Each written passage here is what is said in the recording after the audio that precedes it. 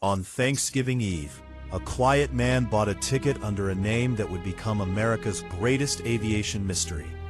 He paid in cash, gave the name Dan Cooper, and boarded a short flight that would never be forgotten.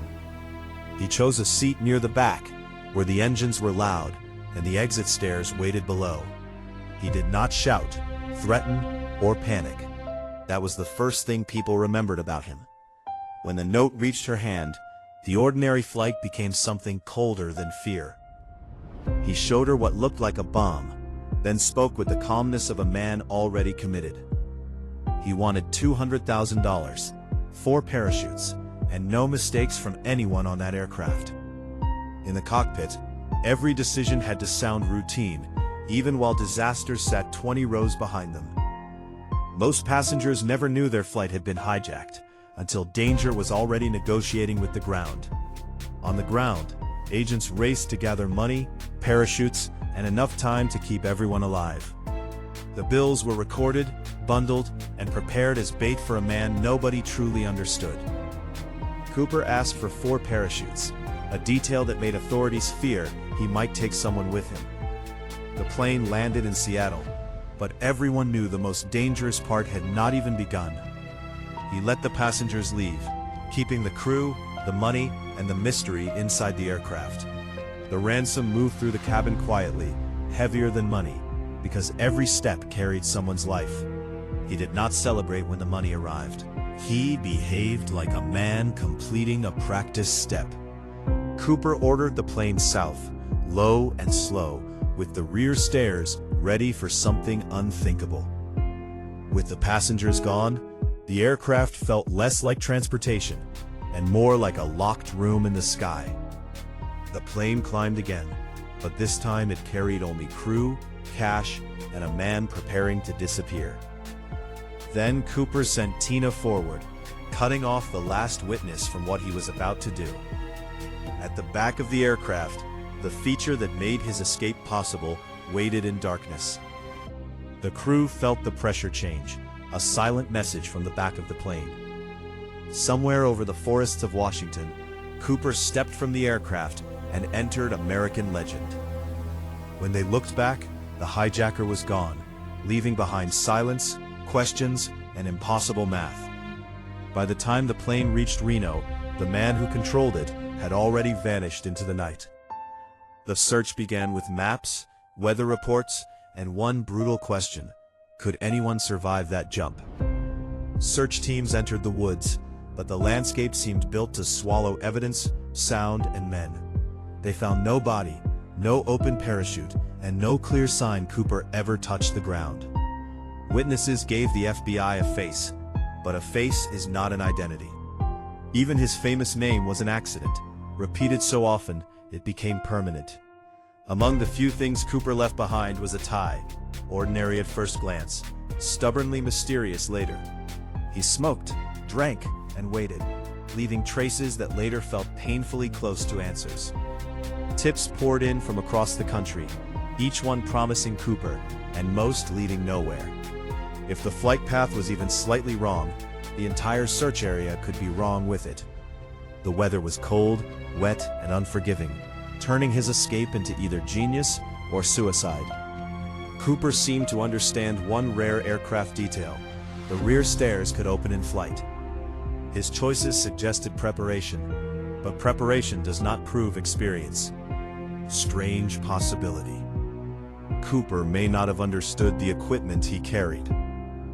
The ransom money should have spoken eventually, but for years, every recorded bill stayed silent. No body, no confession, no captured suspect. Only a face on paper and a trail into darkness. The plane was intact, the crew was alive, but the man at the center of everything had evaporated. Investigators searched the aircraft like a crime scene, hoping ordinary objects might reveal an extraordinary stranger. The cigarettes seemed like answers waiting to happen, until time and handling made certainty harder to reach. The witnesses remembered his calm more clearly than his face, and that made him harder to capture.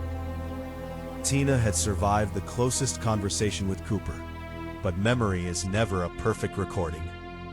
he never needed range to control the aircraft. His calmness did the work fear usually does.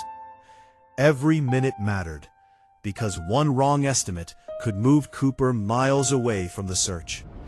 The terrain was not just difficult, it was almost designed to hide a man forever. If Cooper landed badly, the forest might have become his grave before sunrise. But if he survived, every passing hour gave him a wider road into ordinary life. No injured stranger appeared, no body surfaced, and no family reported the exact man they needed. Money leaves trails. Cooper's money, strangely, seemed to vanish as completely as he did. The press turned Cooper into a legend before investigators could turn him into a suspect. The less people knew about Cooper, the easier it became to imagine anything about him. Cooper did more than escape a plane. He exposed a weakness others quickly noticed. After Cooper, airports began changing, because one man had shown how open the system truly was. The rear stairs became more than engineering. They became proof that design can become opportunity. Years passed, and the case grew larger, not clearer, with every new theory added. Some suspects fit the face, others fit the skills, but none fit the evidence completely. Was he trained, lucky, desperate, or simply clever enough to appear trained? The tie waited quietly for science to catch up with what investigators could not see. Some believe the tie carried traces of work, industry, and a life Cooper never meant to reveal. If the particles mattered, Cooper may have carried his past into the cabin without knowing it.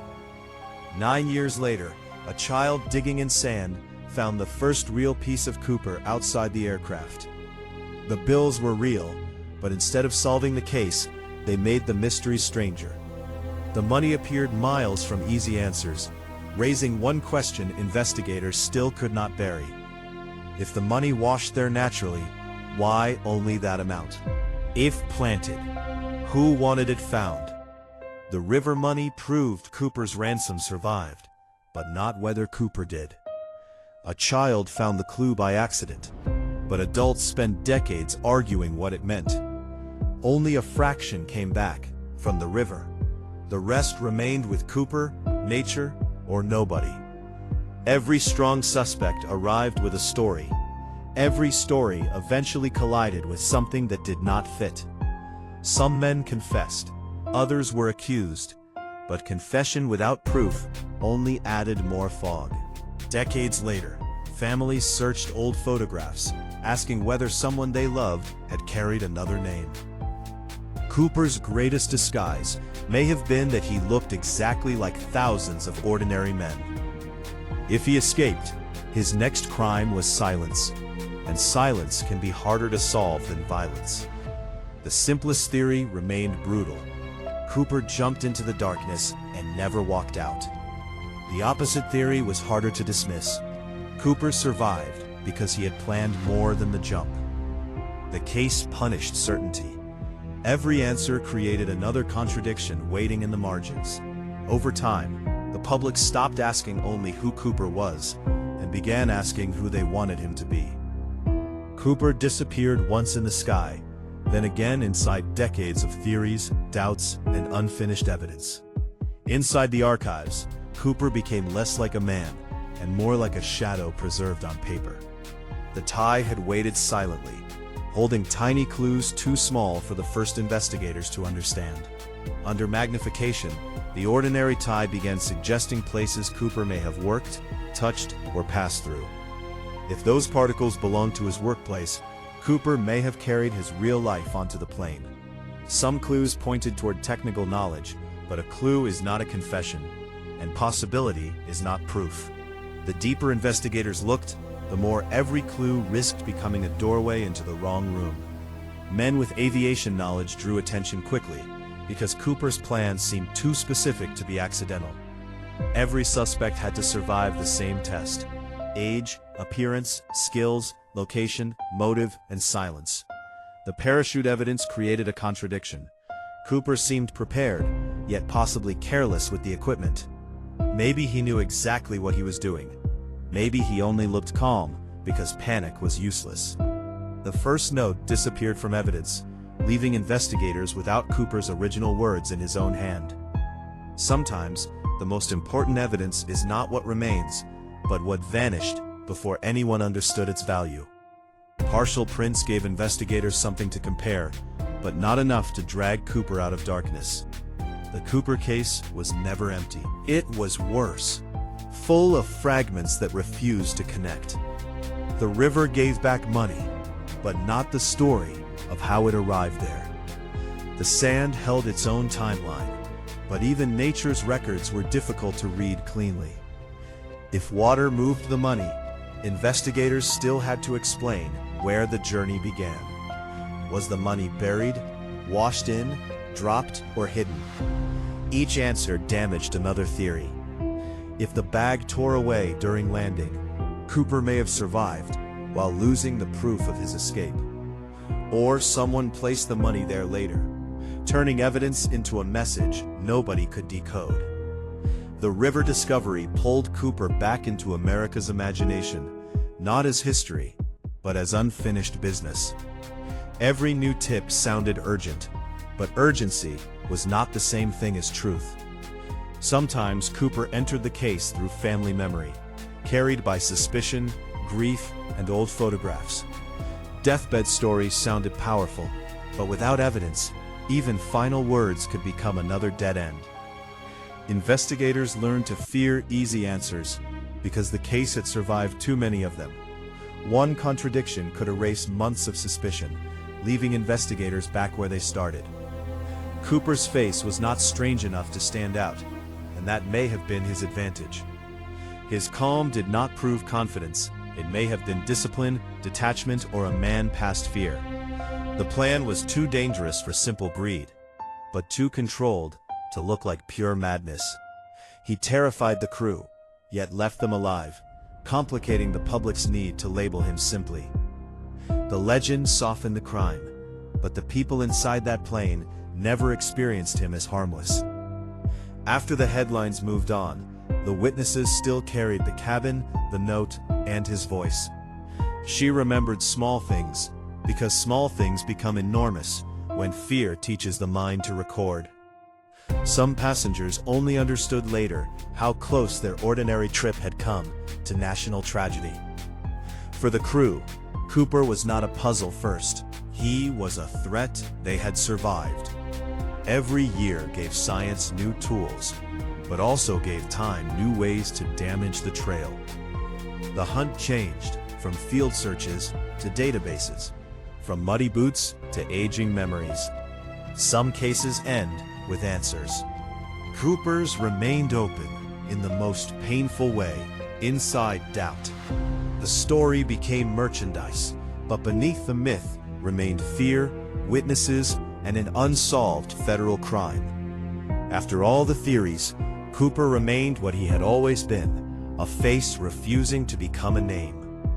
At some point, an investigation becomes history, but history does not always become an answer. Every theory promised a door, but most opened into another hallway of questions. Some suspects looked perfect from a distance, until facts moved closer and ruined the picture. Others vanished before questions reached them, leaving investigators with rumor instead of testimony. Confession after confession arrived, but the case demanded proof, not stories polished by time. The money was freedom in theory, but in the storm, it may have been another kind of trap. His clothing made no sense for wilderness survival, unless survival was never guaranteed in his plan. The parachutes raised a cruel question. Did Cooper choose carefully, or misunderstand what he held? Below him was forest, river, cold air, and no certainty that the ground would forgive him. No witness saw the landing, which left imagination to fill the most important seconds. If he died, the wilderness performed the perfect disappearance without ever meaning to. If he lived, his first victory was not the jump, but reaching silence before sunrise. A single road, a waiting car, or luck itself could have changed everything. An accomplice would explain escape, but no confirmed partner ever stepped out of the shadows. Without an accomplice, survival required strength, timing, navigation, and luck stacked almost impossibly high. He planned the aircraft perfectly, but the wilderness may have been the part he underestimated. Or maybe he prepared so well that every mistake investigators saw was meant to mislead them. The most unsettling possibility is not that he vanished, but that he returned to normal life. He was a question, sitting inside old photographs. The case aged the people chasing it, while Cooper remained frozen at the moment he disappeared. The public version made him clever, daring, almost romantic. The real version began with terror. Before he became folklore, Cooper was a man who made innocent people fear they might die. Memory does not need a body to haunt a place. Sometimes, a seat is enough. His seat became a symbol of everything investigators had: presence without identity. Decades later, strangers still search the files, convinced one overlooked line can break the case. The internet gave Cooper new investigators, new suspects, and new ways to repeat old mistakes. Modern science offers hope, but hope cannot force old evidence to give up a name. The tie remains the closest thing to Cooper's private world, yet still refuses to introduce him. A resemblance can start a theory, but only evidence can carry it across the finish line. The active hunt eventually slowed, but the silence around Cooper never became peace. In 2016, resources shifted elsewhere, though credible physical evidence could still reopen attention. The file may be quiet, but quiet is not the same as closed. The money that once promised escape became an artifact of everything still unanswered. Cooper left behind no body, only the shape of a man people keep trying to fill. Calling him a genius makes the story cleaner, but the evidence never allowed clean conclusions. Maybe he was not brilliant at all, only desperate enough to risk everyone's life. Some crimes begin long before the first threat. In private rooms, nobody investigates. True crime does not end with mystery. It stays with the people forced to survive it. If aircraft could testify, Flight 305 might still be the only witness that saw enough. The rear stairs became the most famous doorway in American crime, because nobody knows where it led. The story has no final frame, only the moment before disappearance repeating forever. Somewhere beneath these trees, the answer may have existed once, before weather erased it. And the river, which returned a few bills, kept the rest of its story underwater. Even the name most people know was wrong, which feels fitting for a man built from mistakes. Behind Dan Cooper was another name, another life, and perhaps someone nobody suspected. So what do you believe? Did Cooper die in the woods, or walk away forever? The darkest possibility is that Cooper heard his own legend grow and never said a word. Maybe he fell into death. Maybe he fell into freedom. The evidence has never chosen. More than 50 years later, the sky still holds the silence he left behind. He boarded as Dan Cooper, vanished as D.B. Cooper, and remained a mystery no one could land.